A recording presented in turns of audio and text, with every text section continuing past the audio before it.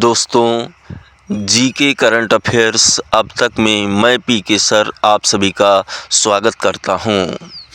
आज हम वैश्विक स्तर पर 4 नए मुद्दों पर बात करेंगे। वे कुछ इस प्रकार से हैं। आरबीआई मॉनेटरी पॉलिसी ब्याज दरें 5.25% पर स्थिर। EMI पर कोई बदलाव नहीं किया गया है। अगर देखा जाए तो आगे क्रिकेट डिप्लोमेसी क्या है। पाकिस्तान का T20 वर्ल्ड कप मैच खेलने से इनकार कर दिया। तो पाकिस्तान ने मैच खेलने से जो इनकार किया है, इससे हाल में ये देखने को मिलेगा कि भारत को पॉइंट्स बढ़ जाएंगे और पाकिस्तान का पॉइंट्स कम हो जाएगा। USA इंडिया डील, भारतीय सामानों पर टैरिफ 25% से घट करके 18% हुआ। ग्लोबल क्राइसिस क्या है। बांग्लादेश में टेक्सटाइल संकट और अरब अफ्रीका में मानवीय त्रासदी। तो आइए अब हम विस्तार पूर्वक इस पर परिचर्चा करेंगे। आरबीआई का बड़ा फैसला, ब्याज दरें 5.25% पर स्थिर।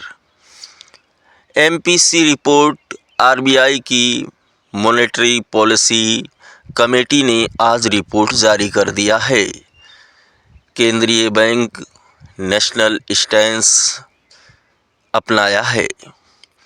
महंगाई दर 2 से 4% के बीच रहने का अनुमान लगाया जा रहा है। आगे देखें इसका असर कहां पर पड़ेगा। चूँकि रेपो रेट में बदलाव नहीं हुआ है, आपकी बैंक EMI फिलहाल नहीं बढ़ेगी। फिक्स्ड डिपॉजिट पर ब्याज दरें भी स्थिर रहने की उम्मीद है। मतलब कुल मिला करके ब्याज दर में किसी भी प्रकार का कोई परिवर्तन नहीं किया गया है। अमेरिका भारत व्यापार पर अगर हम अपनी नज़र डालें तो हमें देखने को मिलता है कि राष्ट्रपति ट्रंप ने भारतीय सामानों पर लगने वाले टैक्स में बड़ी कटौती की घोषणा की है। यह भारतीय निर्यातकों के लिए बड़ी राहत है, जिसमें अमेरिकी बाज़ार में भारतीय सामान सस्ता होगा। और मैंने पहले ही आप लोगों को बता रखा है कि यह ब्याज दर 25% से घट करके 18% हो गई है। आगे देखें कि ये टैरिफ घटाने का मेन मुद्दा क्या है, इसके पीछे क्या रणनीति है, क्या शर्तें हैं। सस्ता टैक्स मगर तेल आयात में कोई बदलाव नहीं किया है। और शर्तें क्या रखी हैं।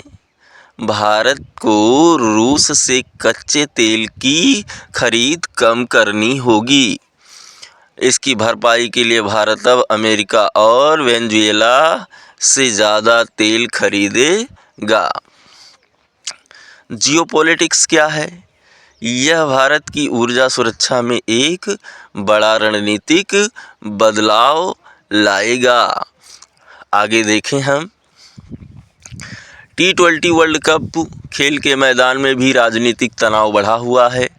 जैसा कि मैंने बताया कि कल 7 तारीख है और 7 तारीख को T20 वर्ल्ड कप प्रारंभ होने वाला है।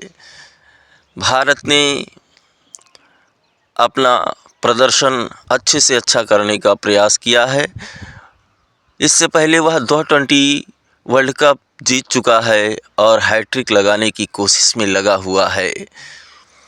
पाकिस्तान सरकार ने अपनी टीम को भारत के खिलाफ मैच खेलने से मना कर दिया है।